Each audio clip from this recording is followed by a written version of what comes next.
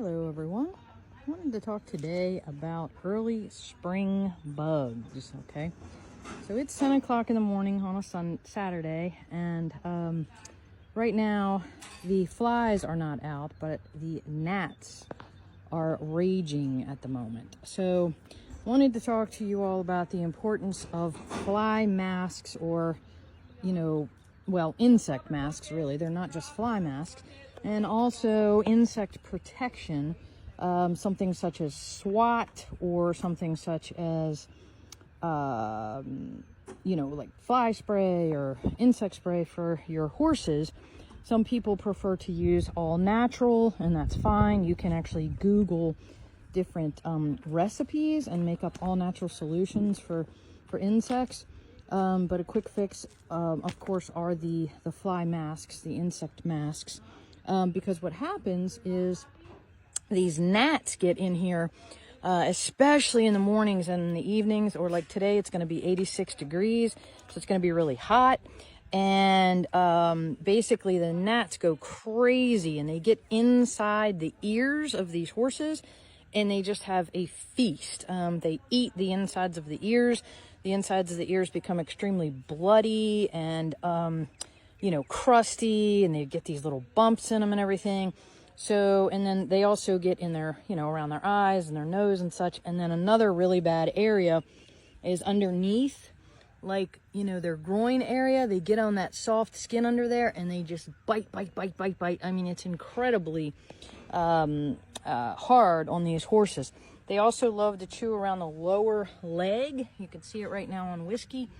There's one fly there, but there's a bunch of these little teeny tiny gnats. I don't know if you can see them or not, but they are landing all over these horses. Now with my three horses, Shakespeare, True, and Wyatt, I just sprayed them with spray, and I put their insect masks on. And you can see how the fly masks cover their ears.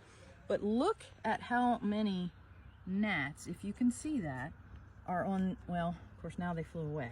But just a second ago, there was about 7 little gnats on this, ear netting, because they're trying to get inside his ears.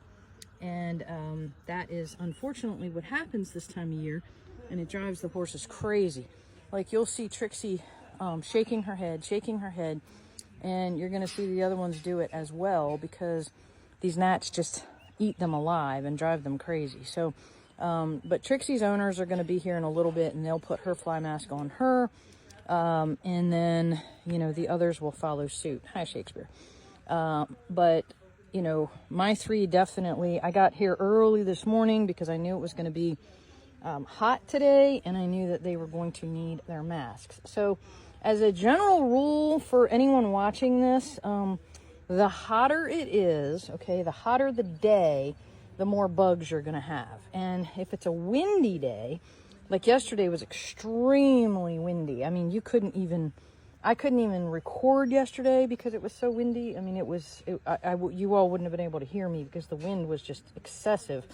So basically, when it's really, really, really windy, you don't have to worry about the bugs. But when it is kind of stagnant like this, and it's just going to be hot, then you better prepare for bugs, because they are going to have them, and they're going to make them miserable.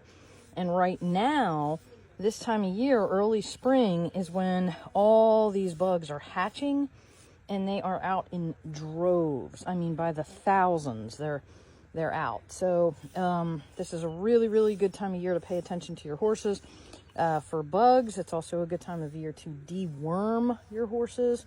Okay, so if you need a deworming plan, then you need to talk to a veterinarian for that, or you can just go to somewhere like, Tractor Supply or Southern States, or you can order them online, and you can get deworming medication or treatment. So, but even in that, there's different deworming, products that you can use.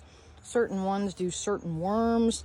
Like some of them actually treat tapeworms as well as many other worms. Some of them have boticides in them, which means they treat for bots. But that's usually done in the fall. So these are all types of things that you have to be aware of. For your region, your geographic region, you have to know what bugs, hi sweet boy, what bugs are coming out in the springtime and what you need to treat for as far as worming. And, you know, then you have to do the same thing in the fall, of course. So you really have to, I mean, having horses is no small thing. You know, you really have to pay attention to your seasons. You have to pay attention to their needs and figure out what you need to do as their human companion to best take care of them. So, like right now, the horses are shedding out, but you can see how much more shed out True is. You see how black she is because she has shed out most of her coat. Whereas Shakespeare, I'm sitting here just petting him. And do you see how much is coming off his coat? That's just from petting him. Okay, so he is still heavily shedding right now.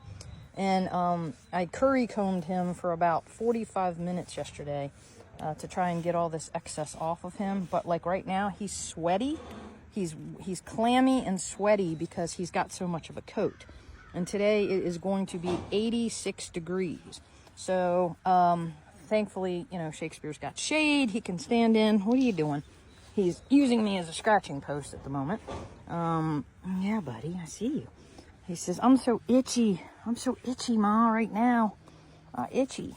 Yeah. But anyway, just pay attention, y'all, to, if you do have horses, pay attention to your seasons.